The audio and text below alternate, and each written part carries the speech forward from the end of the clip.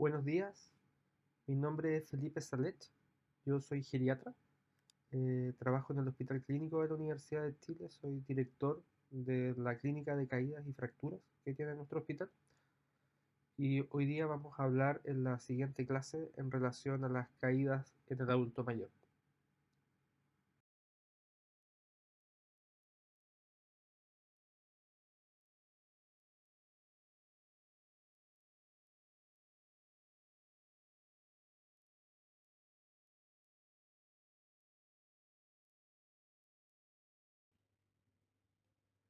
Las caídas son fenómenos extraordinariamente frecuentes. Estos son datos construidos en Estados Unidos y que demuestran con números muy categóricos la alta prevalencia de esta condición. El número que quiero que recuerden de acá es este, y es que uno de cada tres adultos mayores de 65 años han reportado tener una caída en el último año. Es importante considerar además esto de que menos de la mitad de ellos le cuentan a sus equipos médicos que han sufrido esta caída, de tal manera que son muy frecuentes y además son muy subvaloradas. Este número de uno cada tres, como vamos a ver más adelante, es muy consistente en el mundo. El dato concreto oscila entre el 25 y el 37% de las personas mayores aproximadamente, así que pueden encontrar algunas series que reporten uno de cada cuatro, pero yo diría que el número más frecuente, lo encontrado en la literatura, es uno de cada tres.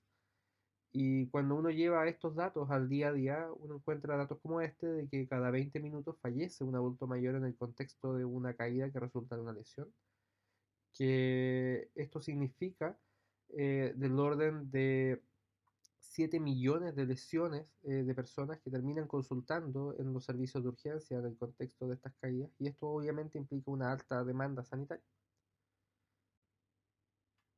Esta tabla son datos epidemiológicos australianos y que muestran el comportamiento de las causas de mortalidad en la población australiana desde el año 2008 hasta el año 2017.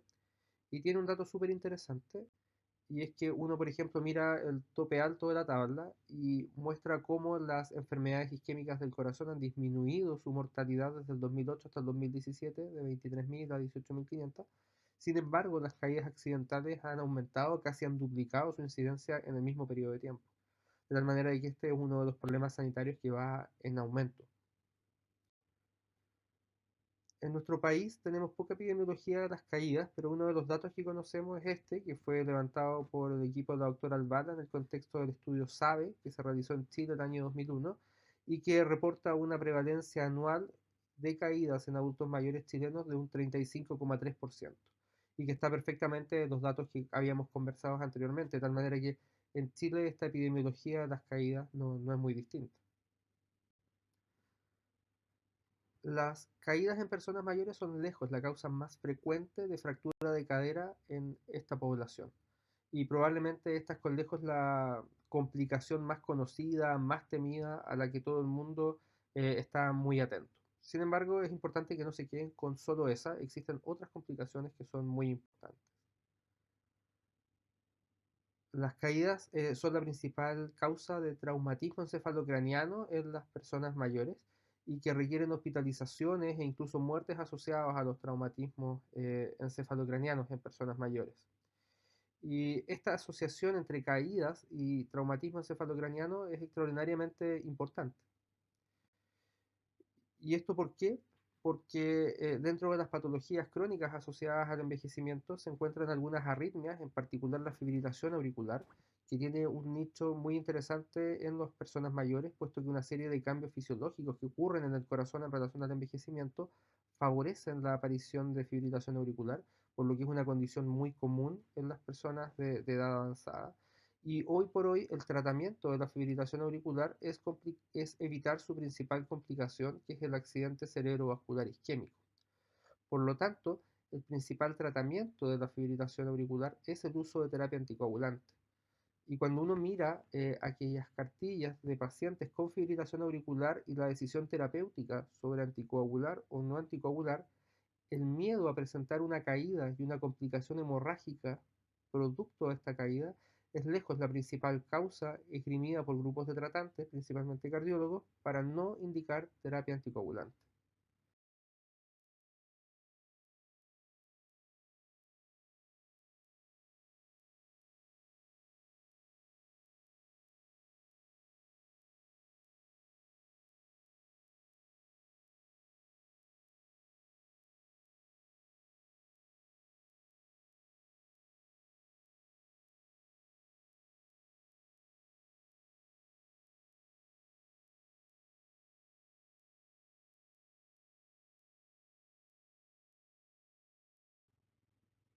Así que, habiendo dicho esto, espero haberles transmitido este primer concepto central de que las caídas son un problema sanitario que es muy frecuente, que tiene un alto significado en términos de carga de morbilidad para las personas mayores, que es una injuria que da directamente del talón de Aquiles de la funcionalidad de las personas mayores y les disminuye mucho la funcionalidad.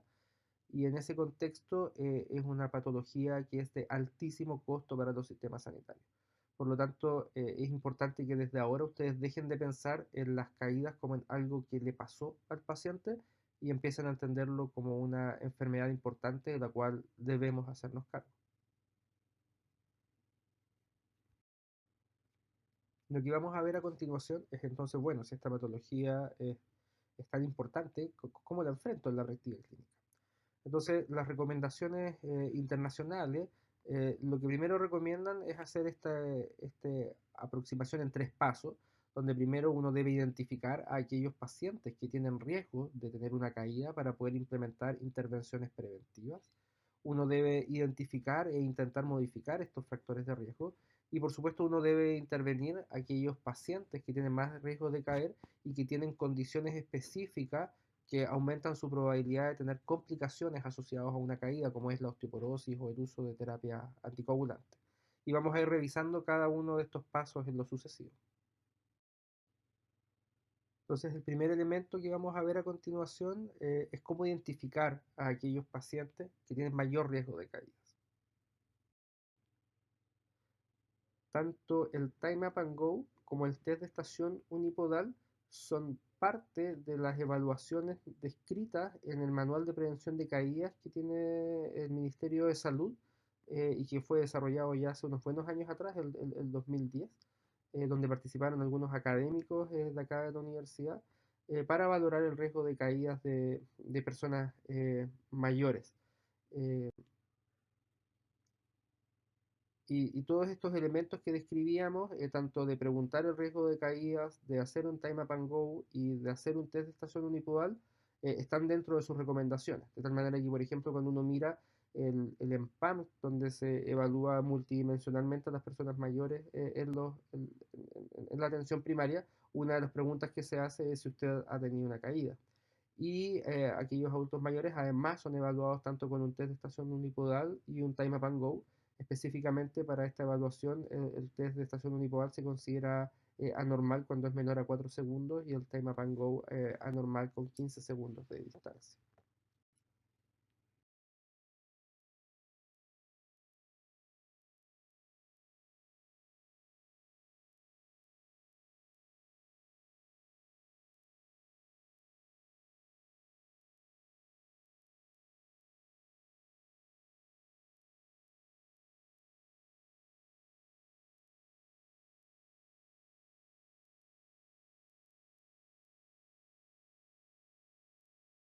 Bien, entonces una vez que uno determina si el paciente tiene un riesgo aumentado de presentar una caída, lo que viene ahora es tratar de identificar aquellos factores que determinan este mayor riesgo.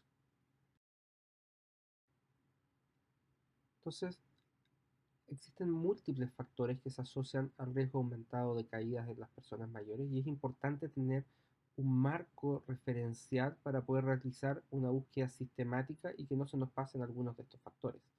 Entonces, una manera de poder organizarse en términos de la búsqueda de estos factores es entender que existen algunos que se llaman intrínsecos o que son propios del paciente y otros que se llaman extrínsecos y que son más bien externos al paciente y que dependen principalmente de su entorno. A modo de ejemplo, entre los factores intrínsecos está la debilidad muscular, los problemas de fuerza y de balance, los trastornos sensoriales, por ejemplo.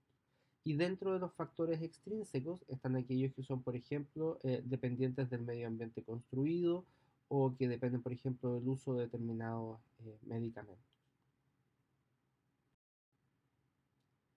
Vamos a revisar algunos de estos factores. Vamos a conversar primero en relación a algunos de los factores intrínsecos. Y uno de los que quiero que de alguna manera caractericen de mejor manera son aquellos que tienen que ver con los trastornos de la marcha y del balance. Otro elemento que evaluamos dirigidamente en pacientes caedores es el control postural. El control postural puede entenderse con cómo el cerebro entiende la posición del cuerpo en el espacio. Para esto se hace valer de órganos sensoriales, principalmente la visión, el sistema vestibular y la propiocepción. Esta información es integrada en el cerebro a través de un proceso que se conoce como integración sensorio-motora y que ocurre principalmente en la corteza parietal posterior.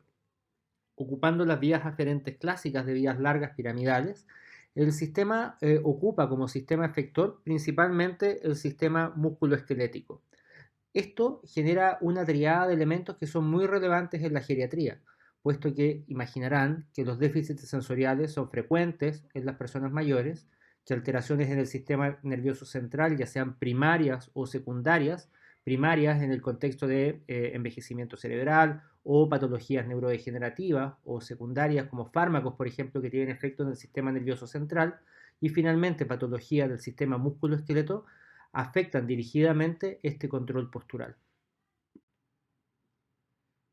Nosotros en la unidad de caídas, que les voy a mostrar más adelante que tenemos montada en el hospital clínico, ocupamos esta escala, que es una batería diagnóstica física breve, que se llama SPPB, que viene de sus siglas del inglés, que es Short Physical Performance Battery. Y esta es una escala que nos permite evaluar tanto la fuerza de extremidades inferiores, el balance, vale decir la capacidad de mantener el cuerpo en una posición determinada, y una prueba de marcha. De manera de que los elementos integrados de esta prueba nos permiten entender si lo que estamos evidenciando son problemas de fuerza, de marcha, de balance o problemas mixtos que consideran estos tres elementos. Y nos permite además cuantificar un poco, ponerle un número, decir el problema de balance es leve, moderado, severo, la prueba, y eso nos da una idea, una información estructurada de por dónde poder ir trabajando a cada uno de estos pacientes. Y además, como les decía, esta prueba evalúa fuerza de extremidades inferiores a través de una repetición de sentadillas y evalúa el balance del paciente mediante una prueba donde los pies se van colocando en posición semitándem.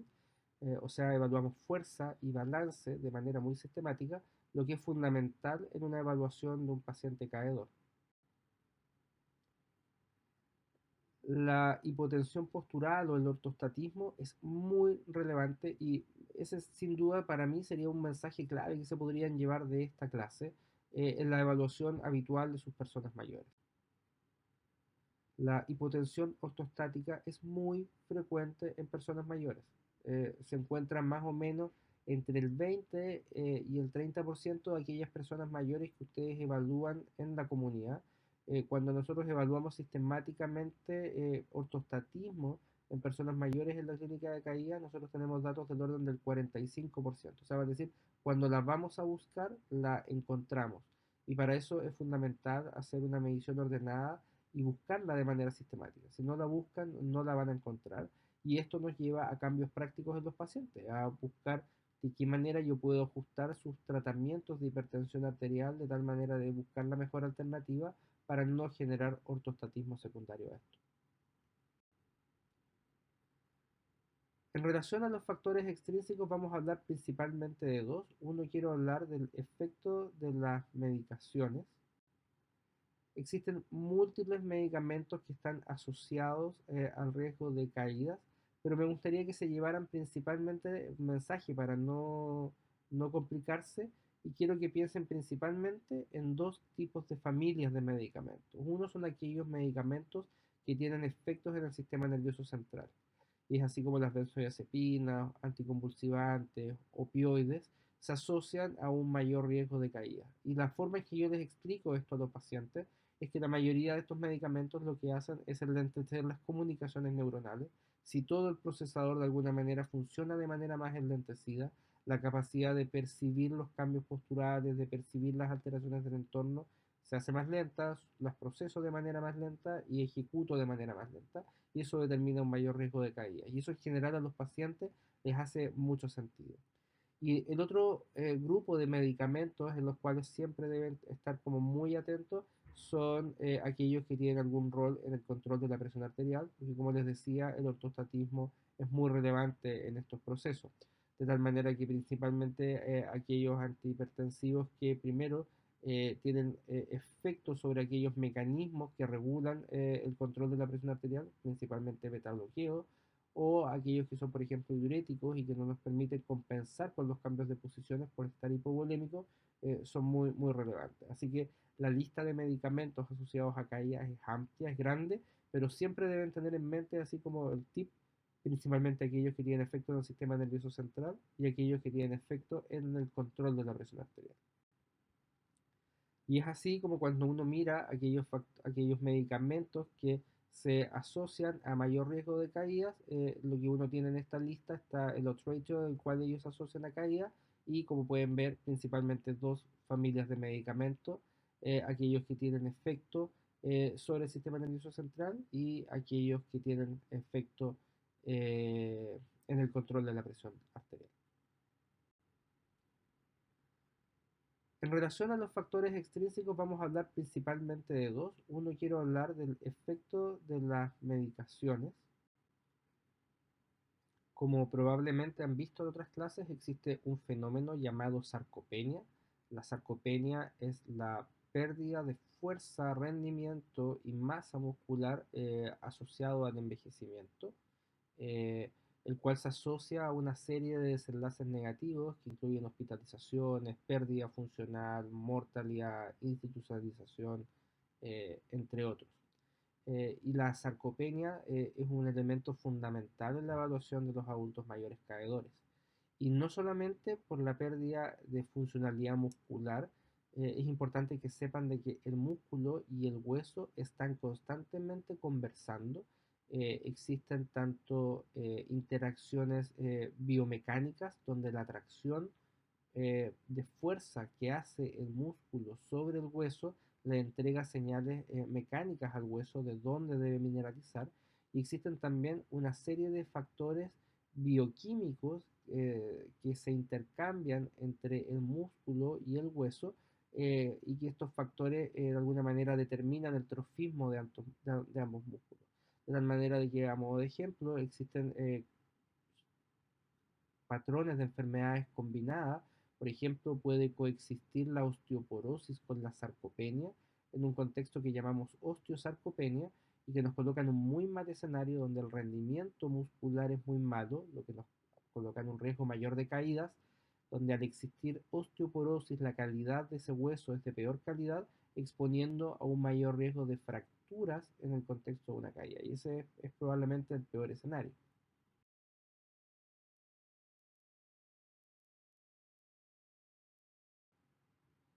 Y en ese contexto, actualmente se están desarrollando intervenciones complejas para poder manejar a estos pacientes. Esto es un ensayo clínico de fase 2, es un estudio randomizado, donde lo que se está probando es un anticuerpo monoclonal dirigido a una proteína que se llama miostatina. La miostatina es una proteína sintetizada por el músculo cuando alcanza cierto estado de madurez y lo que hace de alguna manera es facilitar el feedback negativo diciendo ya se formó músculo, no necesito formar más músculo, ¿de acuerdo? Entonces este es un anticuerpo monoclonal dirigido a esta molécula producida por el músculo y que frena la producción de más masa muscular. Y si ustedes se fijan, lo que está encerrado en el cuadrado azul es cuál es la población en la cual se está probando este anticuerpo monoclonal en este estudio, que son adultos mayores, débiles y caedores, ¿de acuerdo? Y lo que se observa en el estudio es que aquellos pacientes que recibieron este anticuerpo monoclonal tuvieron un aumento en la masa muscular y en algunas pruebas funcionales de músculo, tanto en términos de fuerza como de velocidad de la marcha. Vale decir, el uso de este anticuerpo mejoró el rendimiento muscular de estos pacientes y se están probando varias moléculas similares con target desde el punto de vista bioquímico similar, que son sustancias que buscan aumentar la masa muscular y con ello tratar de evitar caídas y mejorar el rendimiento físico de los mayores. Así que probablemente lo que se va a venir en el próximo año son nuevas intervenciones farmacológicas para poder tratar esta condición y muchas de ellas van a ser con este enfoque del uso de anticuerpos monoclonales. El medio ambiente construido es muy determinante del factor de riesgo de caídas y esto es muy importante tenerlo en consideración. Estos son ensayos clínicos donde se ha evaluado el rol de la visita domiciliaria de pacientes adultos mayores caedores por parte de equipos de terapia ocupacional que visitan las casas, identifican aquellos factores de riesgo y los modifican. Y lo que muestran estos estudios es que el número de caídas en aquellos grupos que fueron intervenidos disminuye. Y lo que uno además observa en la práctica clínica es que además de disminuir el número de caídas, uno observa caídas de menor intensidad o con menores complicaciones. De tal manera de que estas modificaciones ambientales no son solamente decirlas, no es de buena costumbre, sino que existe evidencia clínica que sustenta que hacerse cargo del medio ambiente construido de buena manera e intervenirlo de manera apropiada, por ejemplo, mediante la visita de un profesional que se llaman terapeutas ocupacionales, y que nos ayudan a identificar estos factores de riesgo y a promover el adecuado medio ambiente, tiene un impacto muy relevante en la disminución de caídas. Y de hecho nosotros lo ocupamos en la clínica de caídas y en aquellos pacientes que tienen un perfil de mayor número de caídas en su casa, nosotros recomendamos la visita de terapeutas ocupacionales. Entonces, habiendo ya visto cómo buscar si mi paciente tiene más riesgo de caídas que la población normal y habiendo identificado cuáles son los factores que determinan ese mayor riesgo de caídas, es que yo ahora debo ejecutar intervenciones. Estas son las guías NICE. Las guías NICE son guías británicas que recomiendan cómo hacerse cargo de distintas patologías. Existe una guía NICE de caídas.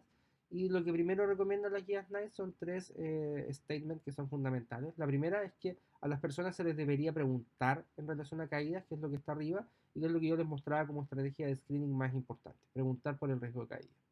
Luego es que aquellos pacientes que tengan un mayor riesgo de caída se les debe hacer una valoración multifactorial, como la que conversamos anteriormente.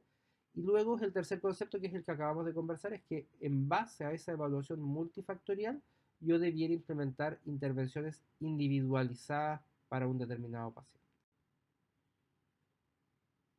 ¿Qué intervenciones? Una de ellas es fundamental las intervenciones basadas en programas de ejercicio. La evidencia que sustenta que implementar intervenciones basadas en ejercicios, y no cualquier ejercicio, sino que aquellos programas de ejercicios que entrenan principalmente la fuerza y el balance, han mostrado disminuir el número de caídas y en las consecuencias negativas de esto. En esta también les muestro cuál es el efecto de aquellas intervenciones multifactoriales en disminuir el riesgo de caídas en las personas mayores en la comunidad, y esta revisión Cochrane también apoya que estas intervenciones multifactoriales muestran una disminución de las caídas comparadas con la atención habitual. Sin embargo, es fundamental entender de que esto puede tener un efecto que se ve más bien diluido en muchos trials, porque es importante seleccionar a qué paciente yo voy a entregar cada una de estas intervenciones. Esto es un ejemplo de un programa global de intervención de prevención de caída. Esto es, por así decirlo, parte de los métodos de un estudio clínico, y donde uno puede ver a qué intervenciones está sujeto un grupo que va a un grupo experimental, un grupo donde yo voy a hacer un programa de intervención de caídas. Y como pueden ver, todas aquellas personas fueron incluidas en un programa de ejercicio.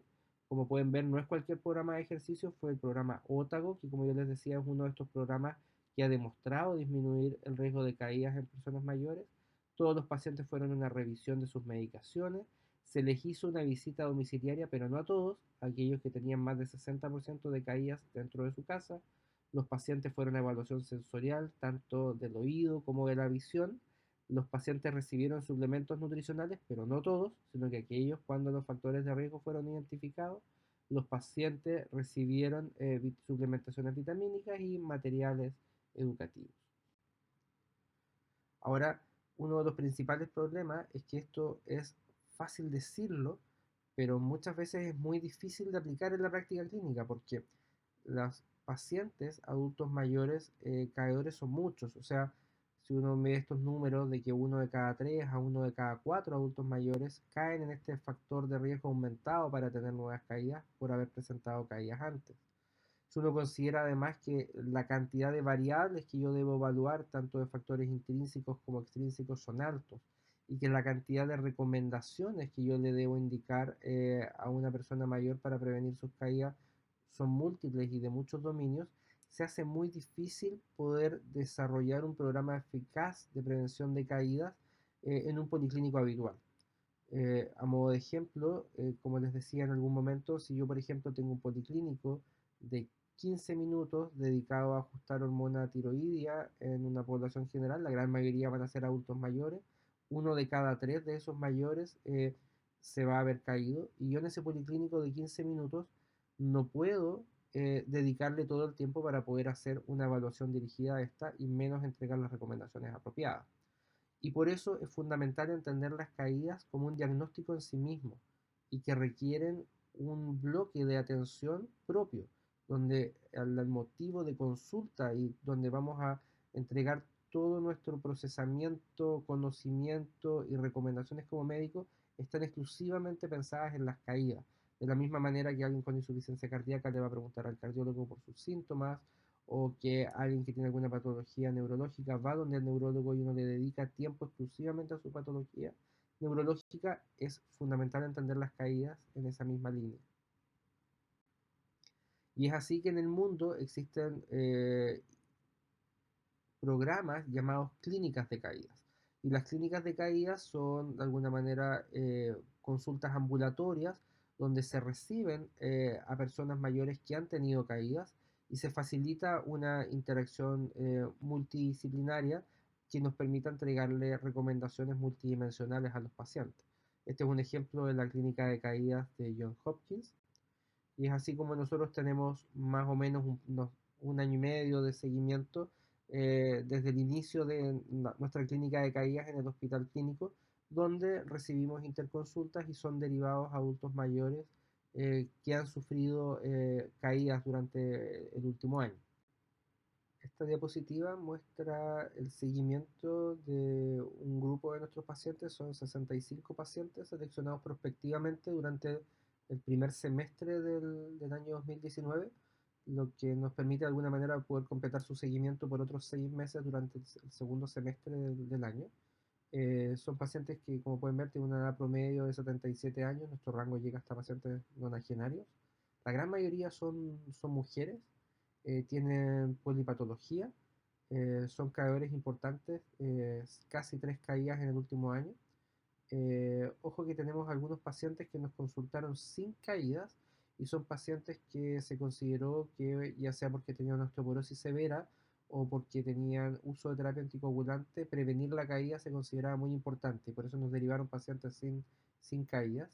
Y más o menos uno de cada 4 de estos pacientes había tenido una historia de una fractura previa a nuestra consulta. Y lo que se observa en la gráfica acá es cuál es el perfil previo en términos de aquellos pacientes que, estas son las caídas, aquellos pacientes que no habían tenido caídas, que son los que están en verde, aquellos pacientes que habían tenido una caída, que se observa en azul, y aquellos pacientes con más de 2 caídas, que se observan en rojo. Y esto es el seguimiento, estos son solo 6 meses, pero es lo que podemos llevar porque llevamos poquito tiempo de clínica de caída. Observamos que aumentamos significativamente el número de pacientes eh, a 0 caídas, y también disminuimos significativamente el número de adultos mayores que tienen más de 2 caídas. O sea, esto, efectivamente, implementar nuestros programas hasta ahora ha tenido un efecto positivo en disminuir las caídas en nuestros mayores. Y además del ámbito clínico propiamente tal, somos parte de rotaciones de nuestros becados en formación de geriatría que rotan por nosotros con la clínica de caídas para poder aprender de estos conceptos. No es solo para médicos, hemos tenido enfermeros y kinesiólogos que han rotado con nosotros. Nos ha permitido, por supuesto, generar datos académicos que lo podemos mostrar en congresos, y hemos participado también en la formación de otras universidades que tienen formación en geriatría, esto puesto a que no existen otros programas similares en el ámbito académico en nuestro país. Así que, en suma, espero que se lleven como mensaje que las caídas en personas mayores son muy frecuentes, se asocian a graves consecuencias y que modelos sanitarios más desarrollados las consideran como un diagnóstico. Y que para nosotros es fundamental mover este concepto de la caída a un diagnóstico médico que requiere una evaluación y una intervención apropiada. La patogenia de las caídas es habitualmente multifactorial y lo que mucha frecuencia observamos es que no es solo un factor, sino que son varios los factores que determinan las caídas en los mayores. Existen intervenciones que están validadas en estudios clínicos que han demostrado disminuir las caídas y es nuestro rol implementar esas intervenciones en adultos mayores para prevenir las caídas y sus consecuencias. Y las clínicas de caída son un modelo de atención que lo que trata es buscar una respuesta estructurada e individualizada a cada paciente para esta problemática de las caídas. Así que espero que esta clase les haya resultado de utilidad, espero que entiendan la relevancia de las caídas como un problema médico y que desde ahora lo incorporen como un diagnóstico. Cuando un adulto mayor ha presentado una caída, es importante registrarlo como un diagnóstico y considerarlo como un problema del cual debemos hacernos cargo. Gracias por su tiempo.